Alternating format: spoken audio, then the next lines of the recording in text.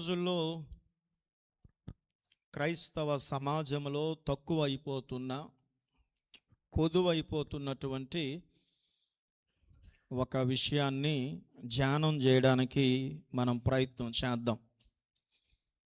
క్రైస్తవ సమాజంలో కొదువవుతున్న లేక ఈ మధ్య తగ్గుతున్నటువంటి ఒక విషయాన్ని ధ్యానం చేయడానికి ప్రయత్నం చేద్దాం. కొయినోనియా అనే ఒక పదం ఉంది.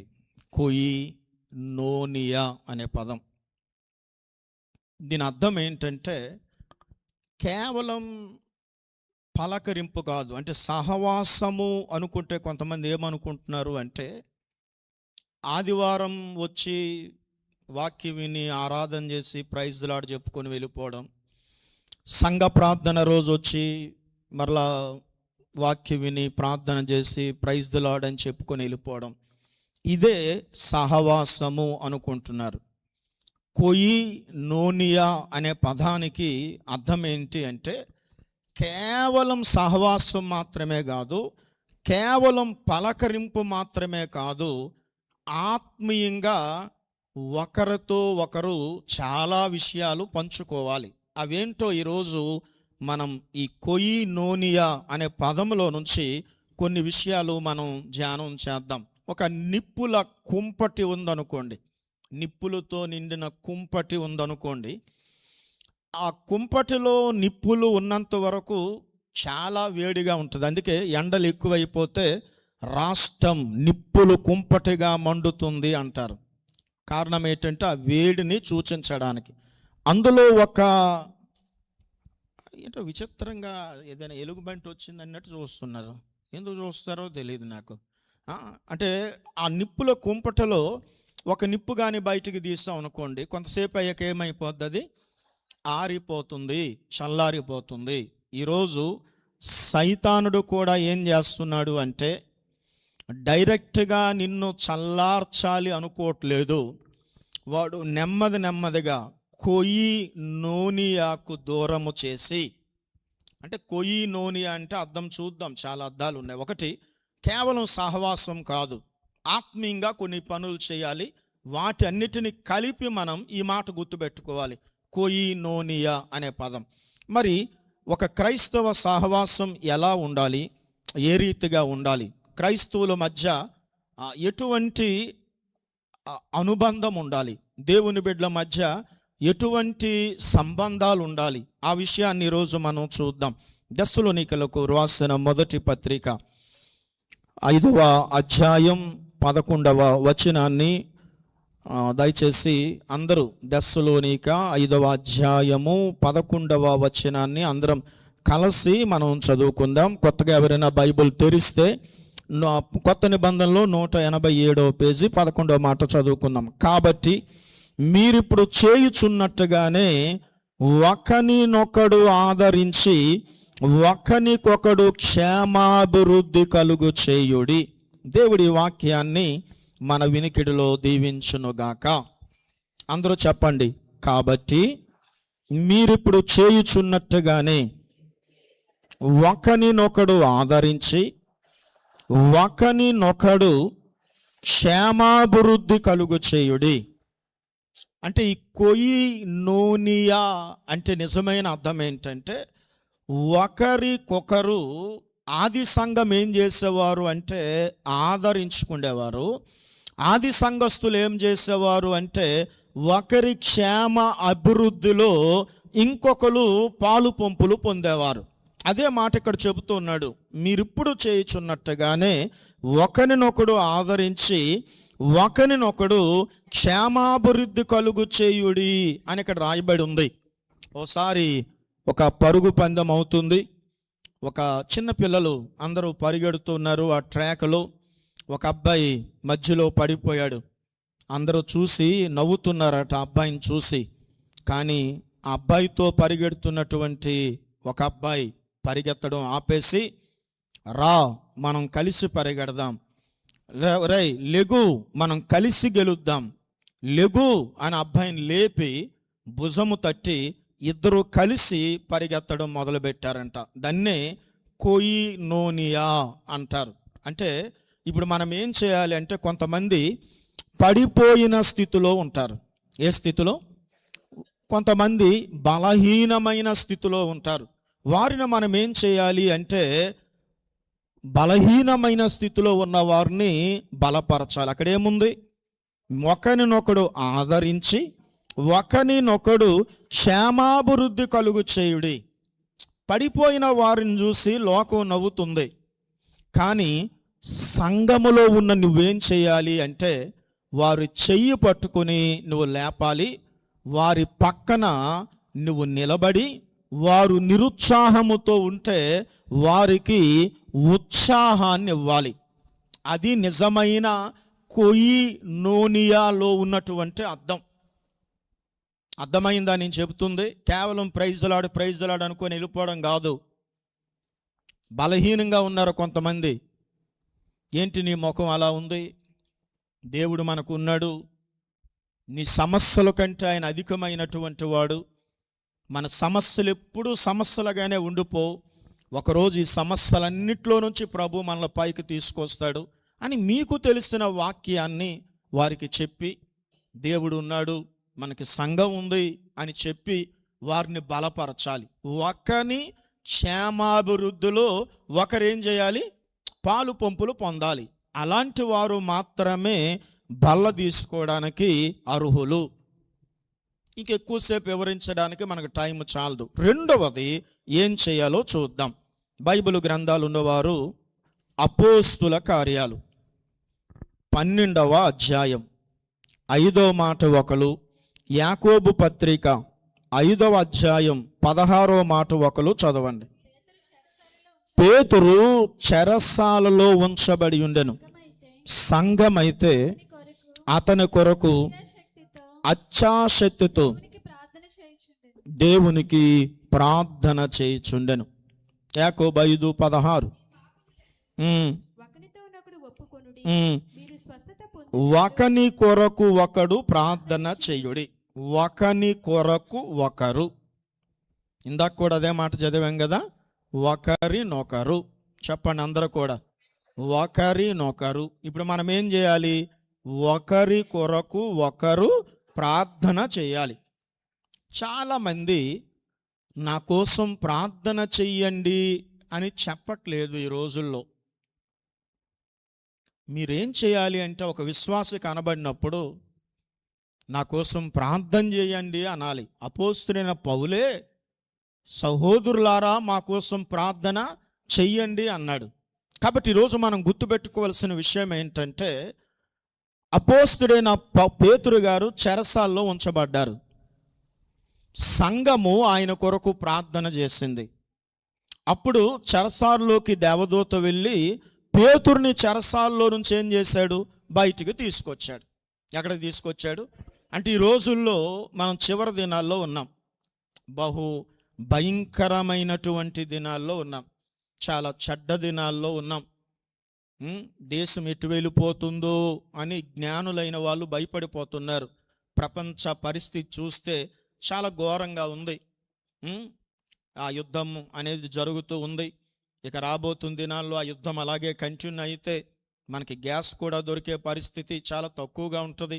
నిత్యావసర వస్తువులు పెరిగిపోతాయి. తర్వాత ఆయిల్ కూడా చాలా అందనట్టు ఉంటే అవన్నీ ఆలోచన చేసి చాలామంది భయపడుతూ ఉన్నారు. ఇక మనుషులు దేవుని రాకడ ముందు ఎలా ఉంటారో అలాగే ఉన్నారు. కాబట్టి ఇలాంటి పరిస్థితుల్లో మనం ఒకరి కోసం ఒకరు ఏం చేయాలి? మనం ప్రార్థన చేయాలి. ఓసారి చార్లెస్ స్పర్జన్ అనే ఆయనకి ప్రసంగ చక్రవర్తి అని బిరుదు.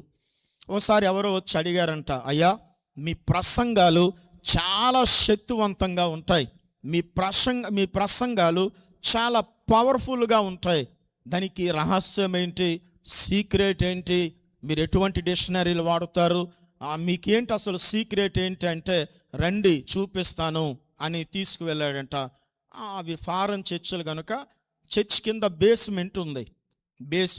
ఆ బేస్మెంట్లోకి తీసుకువెళ్తే 300 మంది ప్రార్థన చేస్తున్నారట అక్కడ. ఎంతమంది? నేను ఒక ప్రసంగం చేస్తుంటే వీళ్ళు కిందన ప్రార్థన చేస్తారు. వీరు చేసిన ప్రార్థనే నా ప్రసంగాన్ని శక్తివంతమైన ప్రసంగంగా మారుస్తుంది అని ప్రసంగ చక్రవర్తిగా బిరుదు పొందిన చార్లెస్ స్పర్జన్ సాక్ష్యం ఇచ్చాడు. అంటే అంత భక్తిపరులే ప్రార్థన కోరారు.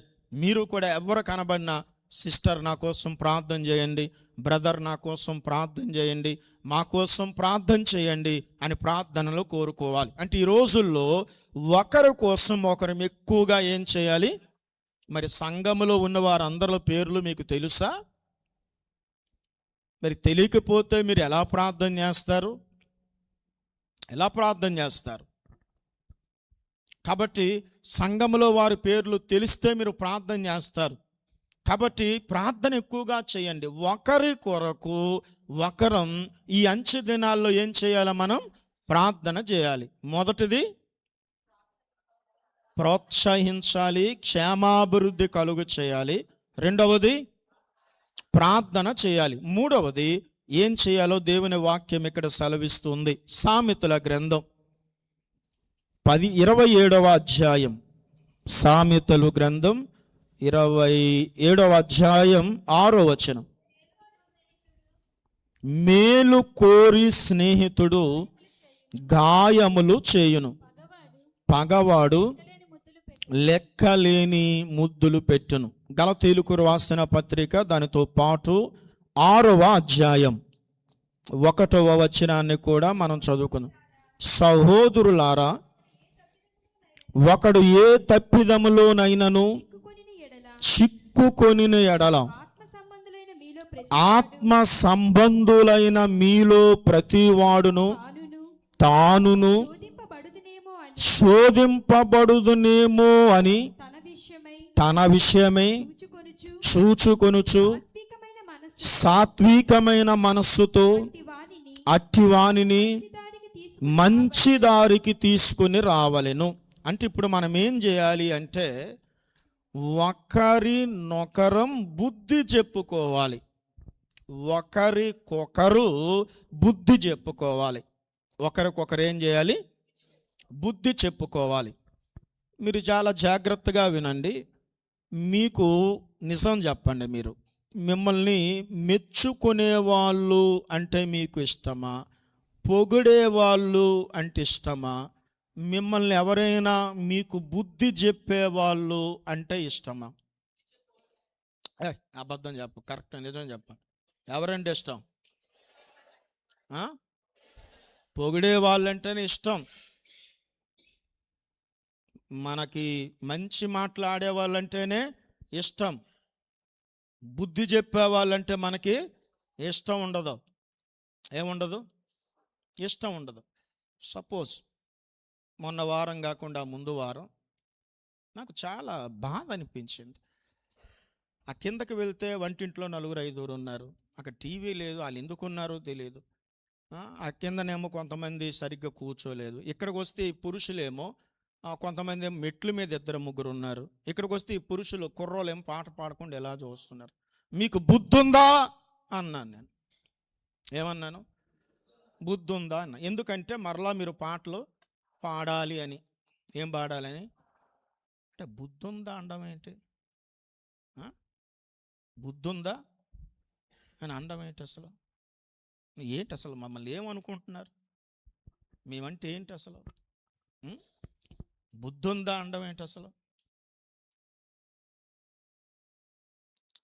అసలు ఇలా చూడకండి, ఏదో ఒకటి చెప్పండి. బుద్ధి ఉందా అనడం ఏంటి అసలు? మేమేం పిల్లలమా? మేమేమైనా పిల్లలమా? మరి ఎవరు మీరు? నాకు మీరు పిల్లలే. మేము పిల్లలమా? మాకు పిల్లలు ఉన్నారు కదా. ఇంత వయసు వచ్చాక మాకు బుద్ధి ఉందా అనడం ఏంటి? జ్ఞానం ఉందా అనడం ఏంటి? ఏటా మాటలు? అంటే ఇప్పుడు ఏం చేయాలి? నేను వచ్చి మీకు చక్కగా నిలబడ్డావు పాట పాడకుండా, సహోదరుడా దేవుడు నిన్ను దీవించునుగాక అంటే ఇప్పుడు మీకు నేనేమవుతాను? మంచోడిని అవుతాను. కానీ ఒక విషయం గుర్తుపెట్టుకోండి, దావీదు పాపం చేశాడు. పాపం చేసినప్పుడు నాతాను అనే ప్రవక్త వచ్చాడు. ఎవరు వచ్చారు? ప్రవక్త వచ్చి అతన్ని గద్దించాడు.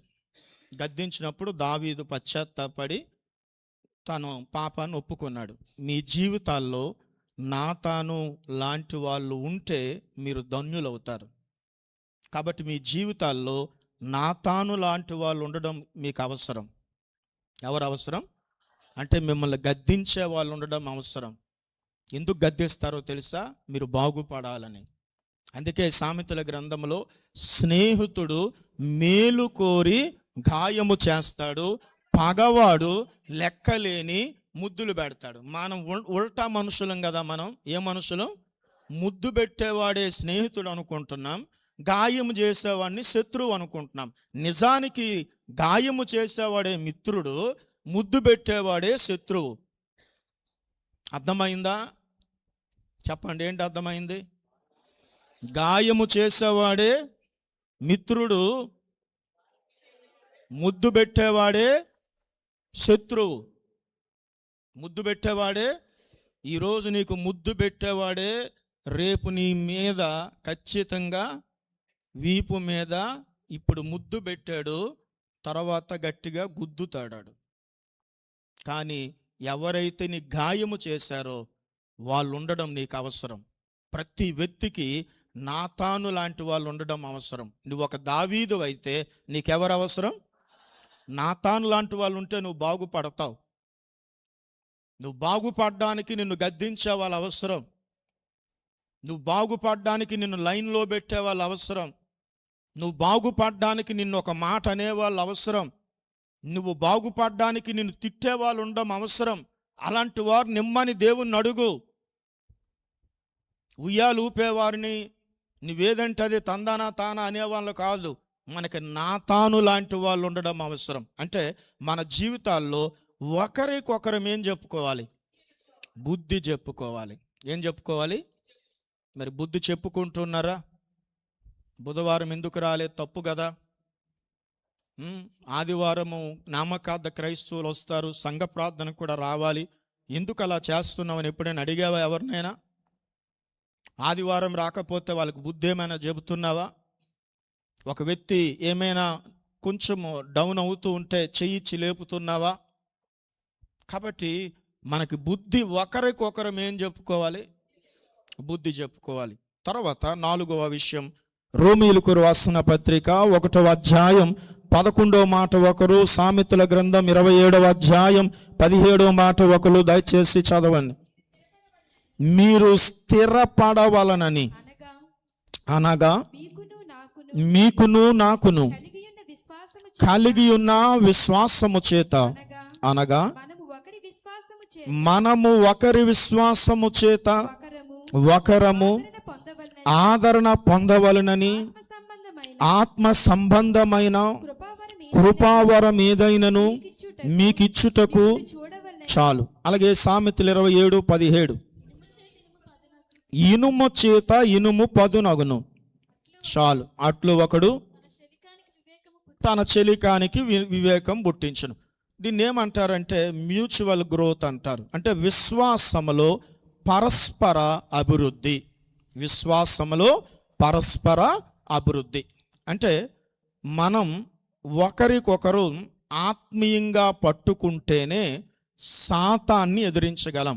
అమెరికా దేశంలో కాలిఫోర్నియా అనే ఒక రాష్ట్రం ఉంది. ఎక్కువగా తెలుగు వాళ్ళు ఉంటారు అక్కడ. ఇంచుమించు ఒక 5 సంవత్సరాల లెక్కల ప్రకారం 10 లక్షల మంది తెలుగు వాళ్ళు కాలిఫోర్నియా రాష్ట్రంలో ఉండేవారు. ఆ రాష్ట్రంలో ఒక చెట్టు ఉంటుంది, రెడ్వుడ్ చెట్లు అని ఉంటాయి. ఆ చెట్లకు ఉన్నటువంటి ప్రత్యేకత ఏంటంటే 100 అడుగు ఎత్తు పెరుగుతాయి. రెడ్వుడ్ చెట్లు 100 అడుగులు ఎత్తు పెరుగుతాయి. గాలి వచ్చినా వర్షాలకు ఏమి అవ్వదు. 100 అడుగు అంటే చాలా హైట్ కదా. సహజంగా పెద్ద పెద్ద గాల్లో వస్తే ఏమైపోతాయి? పడిపోతాయి. కానీ రెడ్ వుడ్ చెట్లు పడిపోవు. కారణం ఏంటంటే ఇక్కడ ఒక రెడ్ వుడ్ చెట్టు ఉందనుకోండి, ఇంకొక దగ్గర పక్కన ఇంకొక రెడ్ వుడ్ చెట్టు ఉంటుంది, ఆ ముందు ఒక రెడ్ వుడ్ చెట్టు ఉంటుంది, ఆ ముందు ఒక రెడ్ వుడ్ చెట్టు ఉంటుంది. ఆ మూల ఈ వేళ్ళు ఏం చేస్తాయంటే ఈ చెట్టు వేళ్ళు ఆ చెట్టు వేలుతో, ఆ చెట్టు వేళ్ళు ఆ చెట్టు వేలుతో, ఆ చెట్టు వేళ్ళు ఆ చెట్టు వేలుతో, అక్కడున్న చెట్టు వేళ్ళు ఈ చెట్టు వేలుతో లోపల పెన వేసుకుని ఉంటాయి. ఎలా ఉంటాయి? కాబట్టి ఎన్ని గాళ్ళు వచ్చినా 100 అడుగుల ఎత్తు చెట్టు కూడా అలాగే ఉంటుంది. ఎందుకంటే లోపల ఉన్నటువంటి రూట్ లేక వేళ్ళు ఎలా ఉంటాయి? పెనవేసుకుని ఉంటాయి. మన విశ్వాసము కూడా అలా పరస్పరము ఏం చేయాలి? మనం చెప్పండి, పరస్పరం ఏం చేయాలి? అంటే మన విశ్వాసము ఇతరుల యొక్క విశ్వాసం, అంటే ఇతరులు ఎవరైనా కొంచెం బలహీనంగా ఉన్నారనుకోండి, మనము బలంగా ఉంటే వారిని పట్టుకున్నాం అనుకోండి, వాళ్ళు పడిపోరు. అంటే పరస్పర విశ్వాసము కలిగి ఉండాలి. ఏ విశ్వాసం? అంటే పరస్పరం ఒకరి విశ్వాసము ఇంకొకరి విశ్వాసాన్ని అభివృద్ధి చేయాలి. అందుకే ఇనుము చేత ఇనుము పదునగును అని ఉంది. కత్తిని పదును పెట్టాలంటే ఏం అవసరం? మరల ఇనుమే అవసరం. ఉదాహరణకి ఒక అయస్కాంతం తయారవ్వాలి అంటే ఒక ఇనుపు ముక్కను మనం అయస్కాంతానికి రుద్దుతూ ఉంటే ఏం తయారవుతుంది? అయస్కాంతం తయారవుతుంది. అంటే మన విశ్వాసం ఇతరులను విశ్వాసములోకి నడిపించాలి. దేంట్లోకి నడిపించాలి? మరి మీ విశ్వాసము ఇతరులను విశ్వాసములోకి నడిపిస్తుందా? ఒకసారి నేను ఒక ఊరు వెళ్ళాను, ఇంతకుముందు చెప్పాను మీకు. అప్పుడు చాలా సంవత్సరాల క్రితం కదా, ఇది ఒక 25 సంవత్సరాల క్రితం. ఇటన్నీ పూరిళ్ళు ఇంచుమించు 80 మంది దేవుని నమ్ముకున్నారు ఆ 2 వీధుల్లో, ఆ ఊరిలో. మేము వెళ్ళేసరికి 40 మంది చుట్టుముట్టేశారు. బ్రదర్ గారు వచ్చారు అని మాట్లాడుతుంటే, బాబు మజ్జిగ తాగండి అన్నారు. పెద్ద కవ్వం లాంటిది ఉంది, పెద్దది. ఆ కవ్వం మాకు కనబడుతుంది అన్నమాట. ఆ కవ్వం మరి అందులో మజ్జిగ పెరిగేసి వాళ్ళు చిలుకుతాలేమో, అది కొంచెం చూడడానికి కూడా అంత బాగోలేదన్నమాట. అంటే క్లీన్ చేసిన దాఖలాలు లేవు. పెద్ద గ్లాసు నింపుగా వాళ్ళు ఏం చేశారంటే మజ్జిగ తెచ్చి ఇచ్చారు. ఆ మజ్జిగ చూడటానికే వైట్గా లేదు, కొంచెం బ్రౌన్లో ఉంది. ఇలా పెట్టినప్పటికీ భయంకరమైన కంపు, అది మామూలు కంపు కాదు, పులుపు అన్నమాట, విపరీతమైన పులుపు. చుట్టూ పోనీ అక్కడ కింద పెట్టేద్దాము అంటే చుట్టూ 40 మంది ఉన్నారు.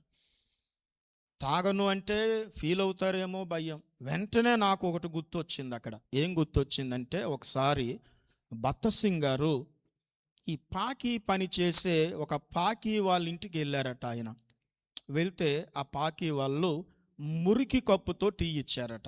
ఎందుకంటే వాళ్ళకు ఉన్న దాన్ని బట్టి అని చేస్తారు, మురికి కప్పుతో.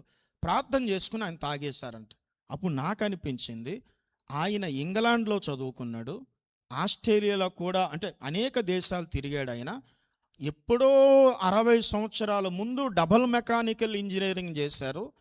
అప్పట్లోనే వాళ్ళకి ఈ బట్టల మిల్లులు ఉండేవి.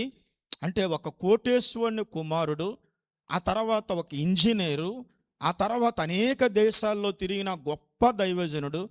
ఆయనే తాగితే నేను ఒక లెక్క అని ప్రార్థన చేసుకుని కళ్ళు మూసుకొని తాగేశాను. అంటే అతని యొక్క సమర్పణ, అతని విశ్వాసం నన్ను ప్రోత్సహించింది. ఏం చేసింది? ప్రోత్సహించింది. అలాగే మీ విశ్వాసము ఇతరులను విశ్వాసములోకి నడిపించాలి. దేంట్లోకి నడిపించాలి? మీరు ఆడుతున్న మాటలు మీ అంత విశ్వాసం వాళ్ళకి లేకపోవచ్చు. కొన్నిసార్లు మీ మాటలు వారిని బలహీనతలోకి తీసుకువెళ్ళొచ్చు. ఎప్పుడన్నా నన్ను గమనించండి, అందరితో ఒకే రీతిగా నేను మాట్లాడను. నా చుట్టూ ఎవరు ఉంటారో ముందు గమనిస్తాను నేను. వాళ్ళ విశ్వాసుల, అవిశ్వాసుల, వారి విశ్వాస పరిమాణం ఏంటి, దాన్ని బట్టే నా మాటలు ఉంటాయి. ఎందుకంటే కొన్నిసార్లు అందరూ ఒకేలాంటి వాళ్ళు అనుకుంటే, కొంతమంది విశ్వాసంలో బలహీనులు ఉంటారు. వాళ్ళకి బలపరిచే మాటలే చెప్పాలి కానీ మనం ఏమైనా బలహీనమైన మాటలు వారికి చెప్పామనుకోండి, వాళ్ళు ఏమనుకుంటారు? ఇంకా బలహీనం అయిపోతారు. ఏమైపోతారు? ఇంకా బలహీనం అయిపోతారు వాళ్ళు. కాబట్టి బలహీనమైన వారి దగ్గర మనము విశ్వాసముతోనే మాట్లాడితే వారు విశ్వాసములో ఏమవుతారు? బలము. మరి నీ మాటలు వారిని బలహీనపరుస్తున్నాయా, విశ్వాసములో బలపరుస్తున్నాయా? నీ కార్యాలు వారిని బలపరుస్తున్నాయా, విశ్వాసంలో బలహీనపరుస్తున్నాయా? చెప్పండి. బలహీనపరుస్తున్నాయా? నీ కార్యాలు, నువ్వు చేసినటువంటి కార్యాలు ఎలా ఉన్నాయి? ఎలా ఉన్నాయి నువ్వు చేసిన కార్యాలు? పరస్పరం మనం ఏం చేయాలి అంటే, పరస్పర విశ్వాసము చేత అభివృద్ధి చెందాలి. ఏ విశ్వాసము చేత? ఇంకెక్కువసేపు వివరించడానికి టైం లేదు. తర్వాత యోహాను రాసిన మొదటి పత్రిక 3వ అధ్యాయం 17-18 వచనాలు ఒకరు దయచేసి చదవండి.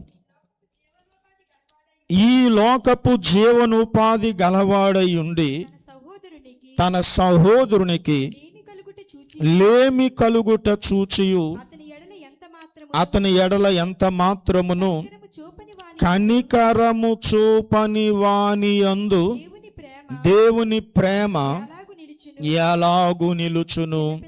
చిన్న పిల్లలారా, మాటతోనూ నాలుకతోనూ కాక క్రియతోనూ సత్యముతోనూ ప్రేమింతుము. హెబ్రీయులకు రాసిన పత్రిక 13వ అధ్యాయము 16వ మాట. ఉపకారమును ధర్మమును చేయ మరచిపోకుడి, అట్టి యాగములు దేవునికి ఇష్టమైనవి. ఇక్కడ ఒక పదం వాడారు, షేరింగ్ రీసోర్సెస్ అని. అంటే మన దగ్గర ఉన్న వనరుల్ని పంచుకోవాలి. మన దగ్గర ఉన్న వనరుల్ని ఏం చేయాలి? ఆల్బర్ట్ డ్యూరర్ అని ఒక ఆయన ఉండేవాడు, ఆల్బర్ట్ ఆయన పేరు, ఆ చివరి పదం కరెక్ట్గా మర్చిపోయాను. అతను అతని స్నేహితుడు, ఇద్దరు మంచి స్నేహితులు. వాళ్ళు చదువుకోవాలనుకున్నారు, కానీ చాలా పేదరికం వాళ్ళకి. ఏమొచ్చింది చెప్పండి? చాలా పేదరికం. అప్పుడు ఒకడు అన్నాడు, అందులో ఒక స్నేహితుడు, రై నువ్వు చదువుకోరా, నేను గనుల్లోకి వెళ్ళి పని చేస్తాను, బొగ్గు గనుల్లో. నువ్వు చదువు అయిపోయిన తర్వాత నీకేదైనా జీవనోపాధి ఉంటే ఆ జీవనోపాధితో అప్పుడు నేను చదువుకుంటాను అన్నాడు. కాబట్టి అతను చదువుకుంటున్నాడు, కష్టపడిన డబ్బులు ఈ స్నేహితుడికి ఇస్తున్నాడు ఆయన. అదంతా అయిపోయింది, ఇతను చదువు అంతా అయిపోయింది. అరే వచ్చి నా చదువు అంతా అయిపోయింది, ఇంకెంతకాలం పని చేస్తావు అని వచ్చాడు ఆయన. గనుల్లో పని చేసిన అతను వచ్చాడు. వచ్చినప్పటికి చేతులన్నీ ముండి తెరిపోయి ఇలాగ అయిపోయాయి. ఇంకా అతను ఇలాగైపోతే ఈ చదువుకుని అతను చాలా ఫీల్ అయ్యాడు. ఇలా అయిపోయాయి చేతులు. ఆ చేతులను చూసి ఈరోజు ప్రపంచంలో ప్రతి దేశములో ఉండే ఒక చిత్రాన్ని గీశాడు ఈ యొక్క ఆల్బర్ట్ అన్నటువంటి ఆయన. దాన్నే ప్రేయింగ్ హ్యాండ్స్ అంటారు. ఇలా రెండు చేతులు కనబడితే చూసారా మీకు అక్కడక్కడ? ఇక్కడ కూడా ఉన్నాయి కదా, పైన ఉన్నాయి కదా, అది అతను గీసిందే. తన స్నేహితుడు గుర్తుగా అతను గీశాడు. అంటే సహవాసము నోయి అంటే అర్థం ఏంటంటే నాది నీది అనుకోవడం కాదు, మనది అనుకోవడమే. నాది నీది అనుకుంటే దాన్ని సహవాసం అనరు, మనది అనుకోవాలి. ఏమనుకోవాలి? కానీ ఈ రోజుల్లో నాది అనేవాళ్ళు ఎక్కువైపోయారు. ఎవరు ఎక్కువైపోయారు? నాది అనుకునేవాళ్ళు. మొన్న ఒక సేవకుడు ఒక ఉదాహరణ చెప్పాడు, నాకు గుర్తున్నంత వరకు చెప్తాను నేను.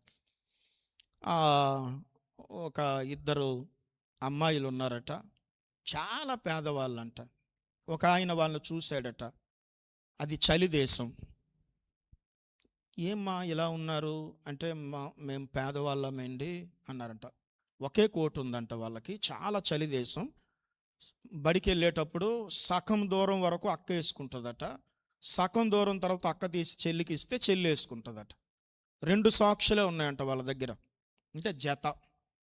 సగం దూరం వరకు అక్క వేసుకుంటుందట, సగం దూరం తర్వాత చెల్లి వేసుకుంటుందట.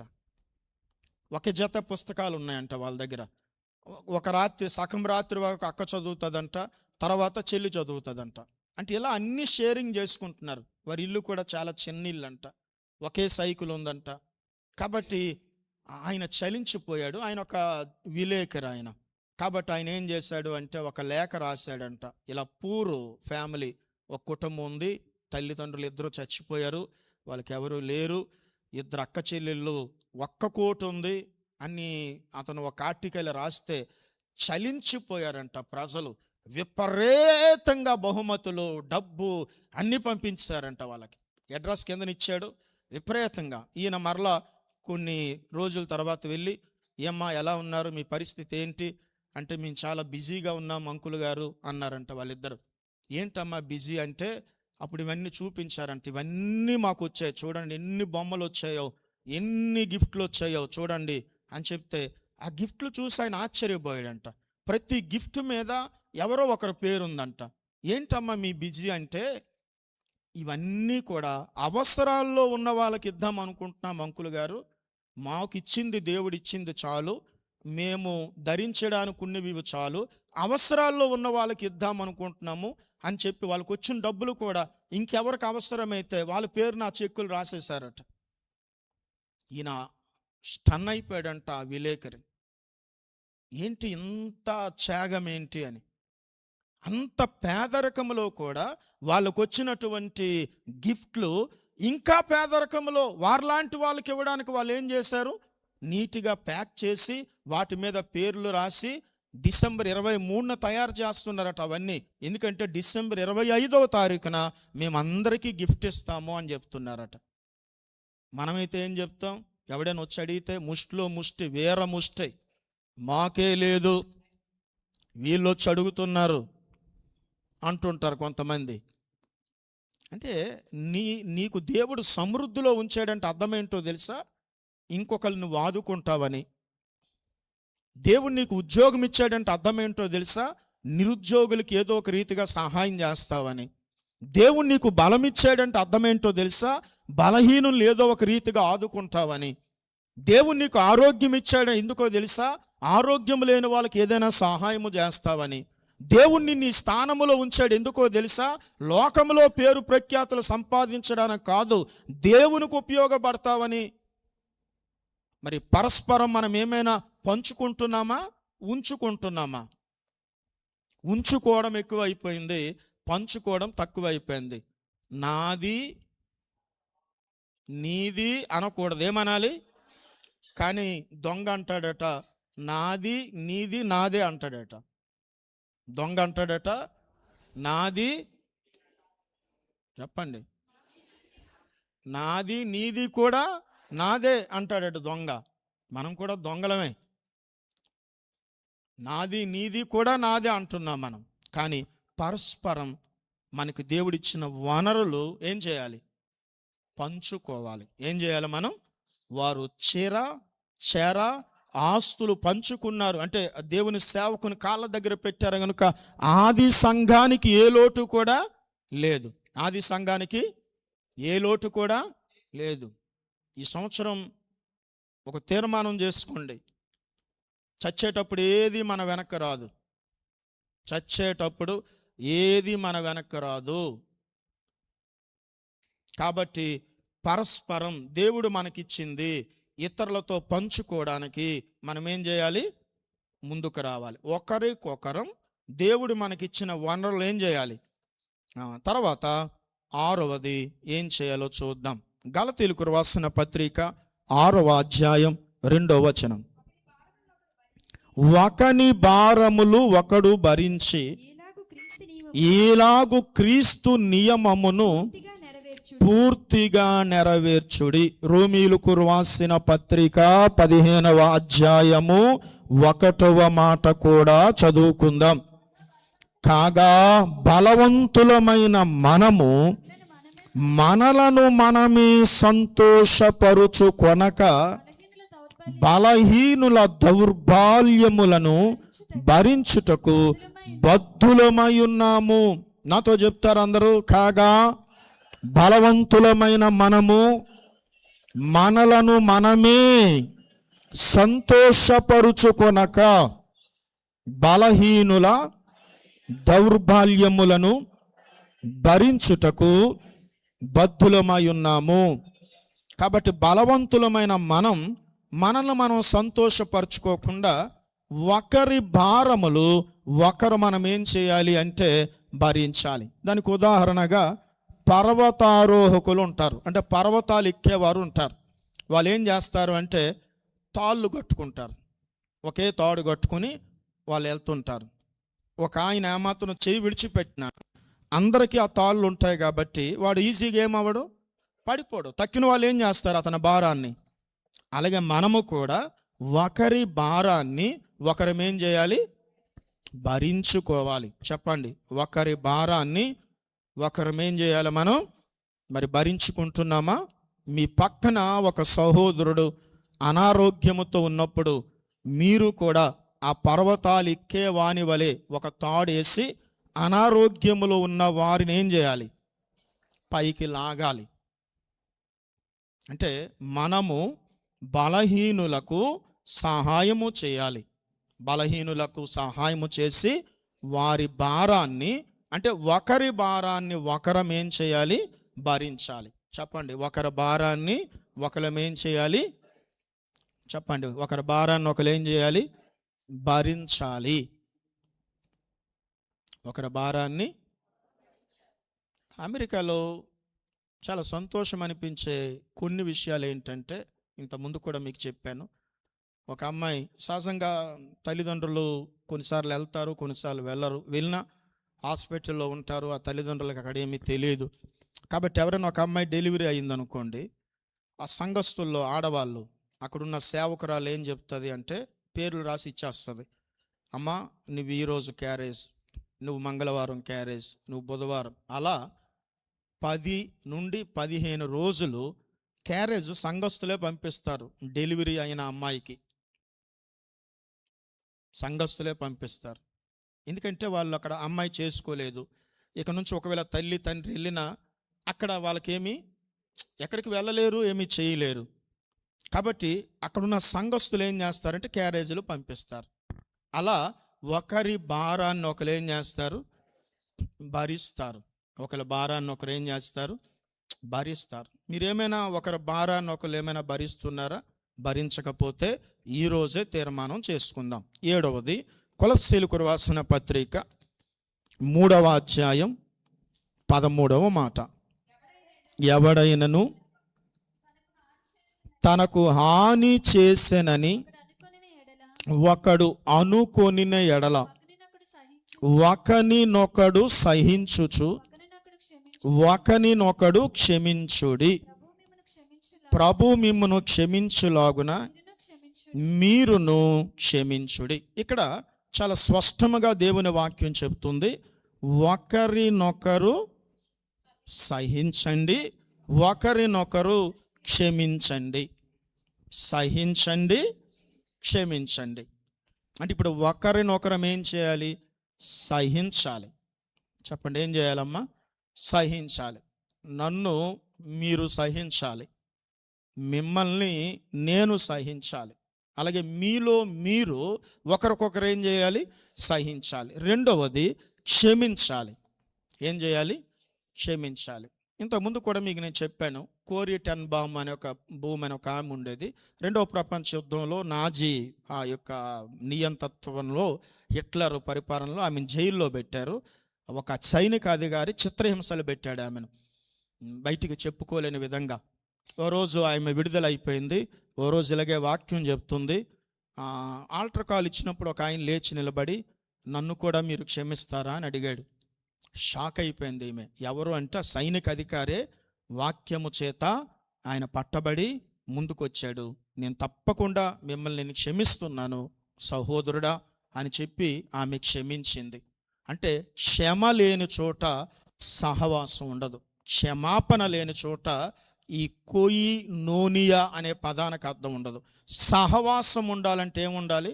క్షమాపణ ఉండాలి. చెప్పండి, ఏముండాలి? మనస్పర్ధలు వచ్చినప్పుడు, కొన్నిసార్లు మనస్పర్ధలు వస్తూ ఉంటాయి. అప్పుడు క్షమాపణ అనే జిగురు ఉంటే ఆ బంధము గట్టిగా ఉంటుంది.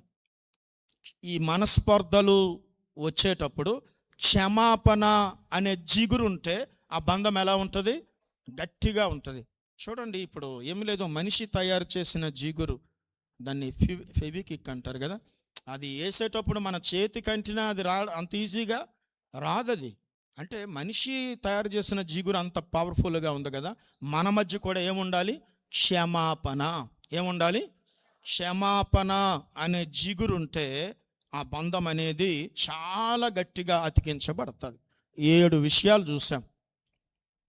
ఒకరికొకడు ఏం చేయాలి? 1, క్షేమాభివృద్ధి కలుగు చేయాలి. 2, ప్రార్థన చేయాలి.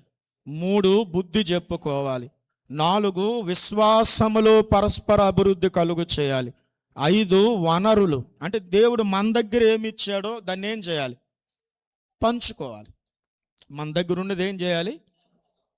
చెప్పండి, మన దగ్గర ఉన్నది పంచుకోవాలి. ఉంచుకోవాలా? పంచుకోవాలి.